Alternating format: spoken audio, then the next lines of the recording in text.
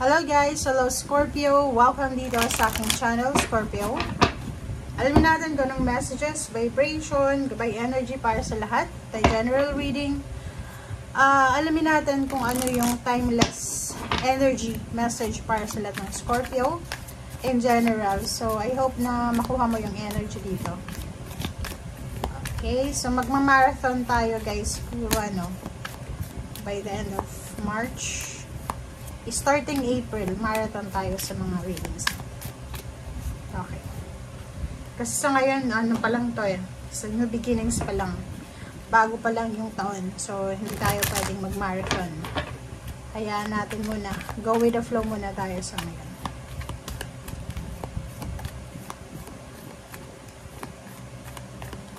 Okay. Scorpio. Scorpio, welcome the new. Diba? Okay, Scorpio, first card mo dito, sinasabi na kailangan mong i-welcome yung pagbabago.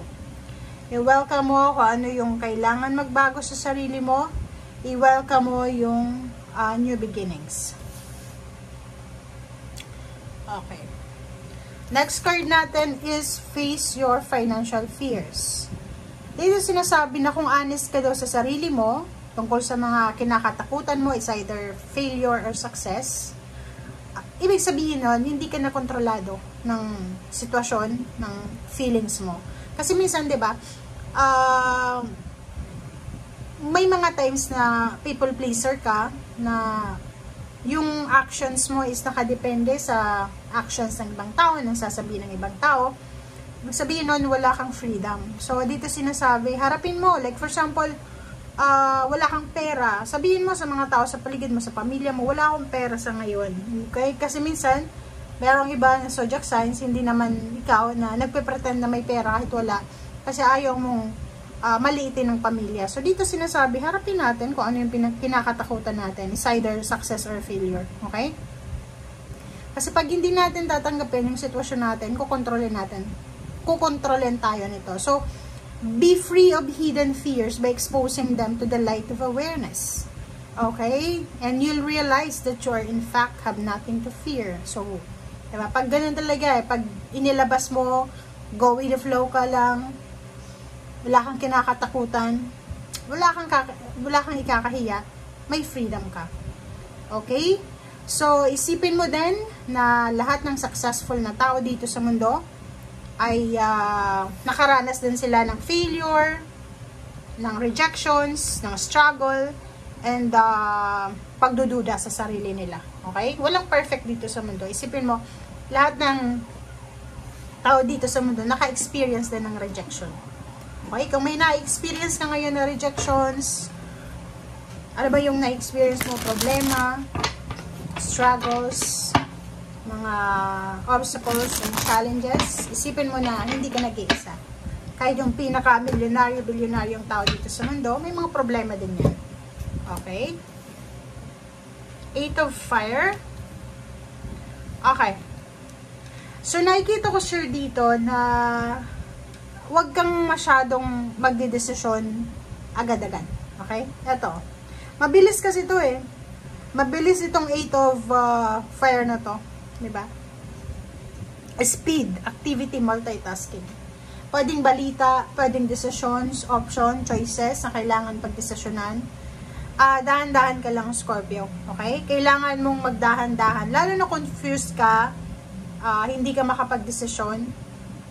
Instead na, diba, i-abandon na mo yung sitwasyon, dahan-dahan lang.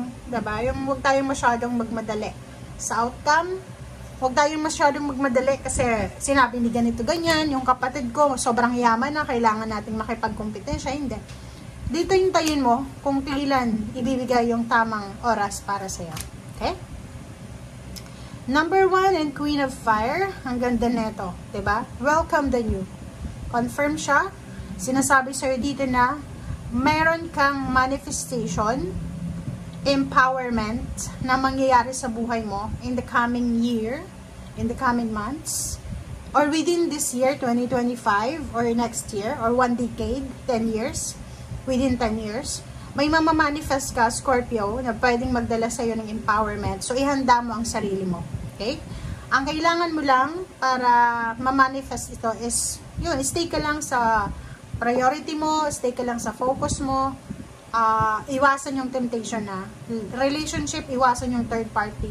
Trabaho, iwasan din yung mga mahihilig alam mo yan, mahihilig manira na katrabaho.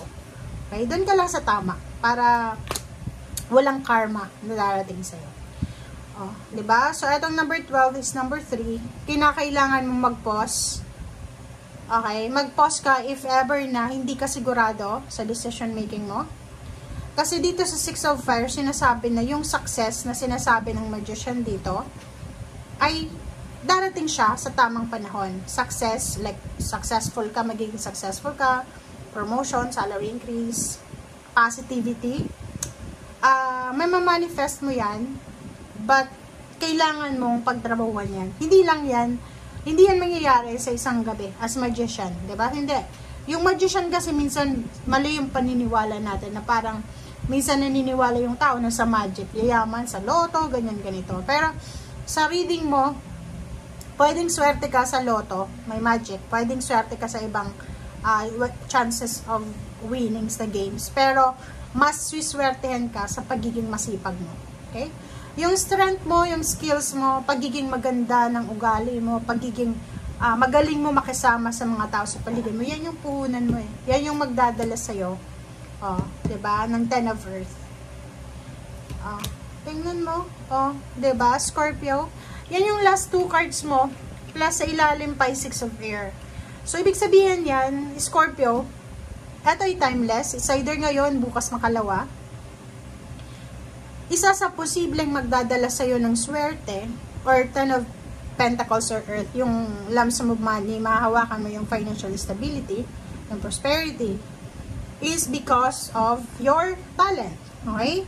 Magiging sobrang prosperous ka, magiging successful, mahawakan mo yung limpak-limpak na salapi na to, pagtaas ng posisyon, pagtaas ng value mo as a human being, dahil sa sipag mo to. And isa sa mga possible na paraan kung bakit ka uunlad, pwedeng ikaw ay mangingibang bansa, diba? So, or pwedeng nasa ibang bansa ka na, OFW ka na, pero pag pumunta ka sa mas improvised or mas high-tech na country, yung mga developed countries, nation, doon mo talaga makukuha yung final success and recognition, awards, rewards, or anything na para sa'yo.